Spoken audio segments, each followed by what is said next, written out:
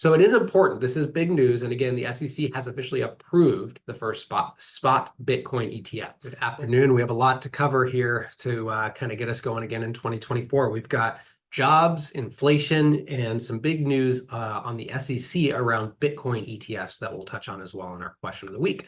My name is Brandon Steele, financial advisor with Mainsail Financial Group here in Bellevue. And our goal every Thursday is to bring to you the market news, the data, the trends that we're watching, and hopefully weed out, again, a bit of the noise along the way. So we have a lot to cover here this week. I'm going to try and cover the jobs and inflation side of things thoroughly but quickly, because we do want to touch on the Bitcoin news, Bitcoin ETF news as well. But this is back to our first full week in trading in 2024.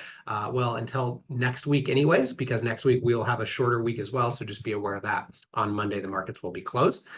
Before we get into this week's data, I want to start with last week. On Friday, to wrap up jobs week, we had non-farm payrolls come out. And non-farm payrolls came out as a huge surprise to the upside. It looks like we added much more jobs in December than many expected. Looks like we added about 216,000 jobs in the month of December, where expectations were around 170 or so. 170,000. So certainly a big surprise to the upside there. Yet again, another sign that the labor market remains to be strong.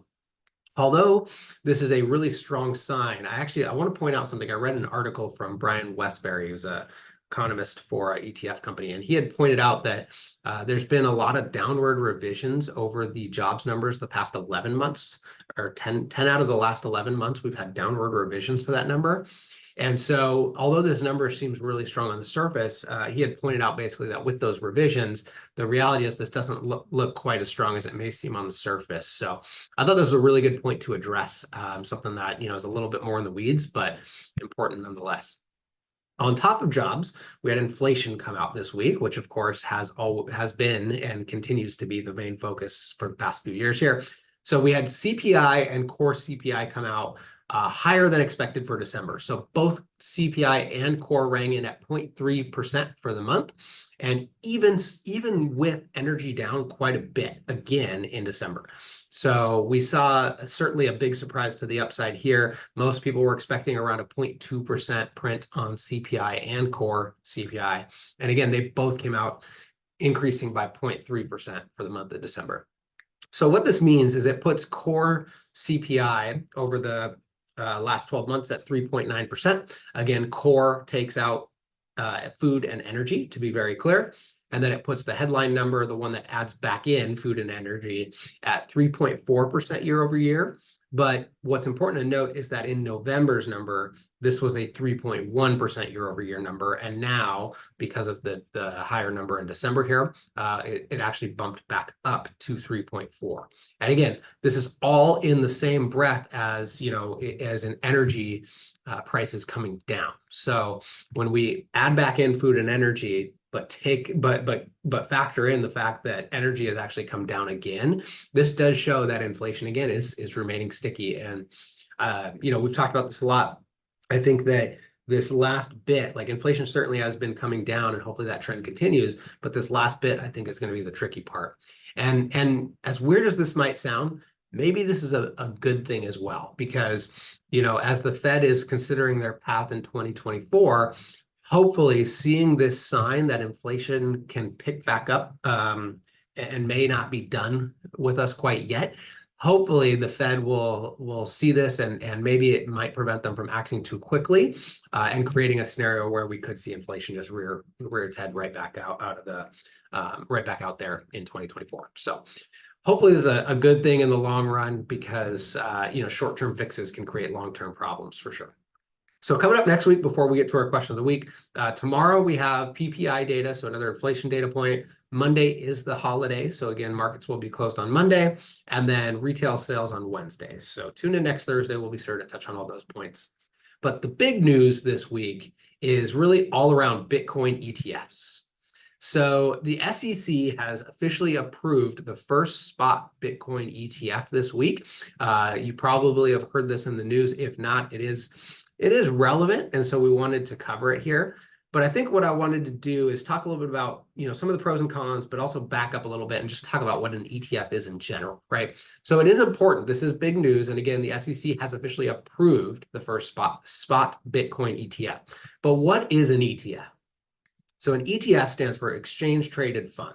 And really what an ETF is designed to do is to track the underlying prices of an asset or assets. So this doesn't necessarily mean that an ETF is diversified. It doesn't necessarily mean that it is multiple assets you're tracking. An ETF really is designed to track any given or multiple underlying assets and the price movement along with those assets, right? So if you think back to, I think it was like, it wasn't that long ago, but there are now gold ETFs out there, right? There's all these different things that are out there now in this similar vein. A gold ETF doesn't necessarily diversify you from gold prices, right? It's really tied to the performance of gold.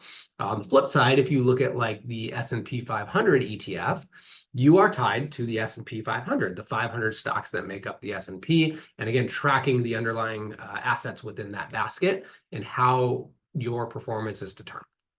So the reason I wanted to start here is to really point out that the way that a lot of these ETFs are shaping up so far, we'll see what comes as more iterations come out. But I was looking at BlackRock's, for instance.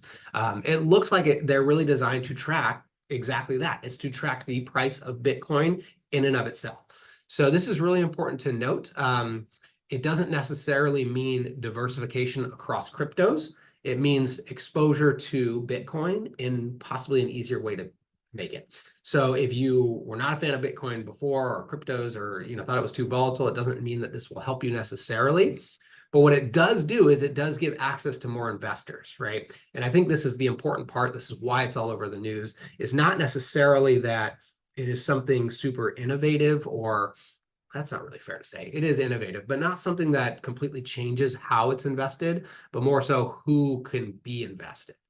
So by having access to an ETF, it obviously opens up the world to a lot more investors out there, whether it's individuals, but also institutions. Right now, it makes it a little easier for institutions and folks who manage money to get exposure to this if they feel it's necessary. Now, again, it's still the same risks and opportunities as before. It's just that you have another way to invest in it where you don't have to actually trade the crypto itself and have a wallet and all the stuff that comes along with it, right?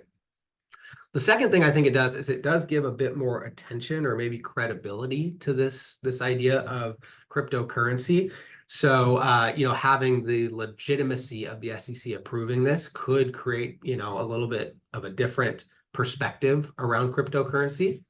But, again, it is still Bitcoin at the end of the day. And the question is that a good investment, which is not really the purpose of our conversation today. I just wanted to talk broadly about what these ETFs mean. So keep this all in mind. One of the things that I will share is that, again, these are Bitcoin ETFs. And the question obviously comes up, well, cryptocurrencies could have a future for sure. The question is Bitcoin the best one? Like where ultimately is the winning horse in all this? And so I think this gives Bitcoin a leg up. But the question, of course, is will it remain to be the value that we've seen in the past? That obviously is a much harder question to answer. But I hope this is helpful because it is important and big news, as crypto kind of continues to, to be in the headlines here.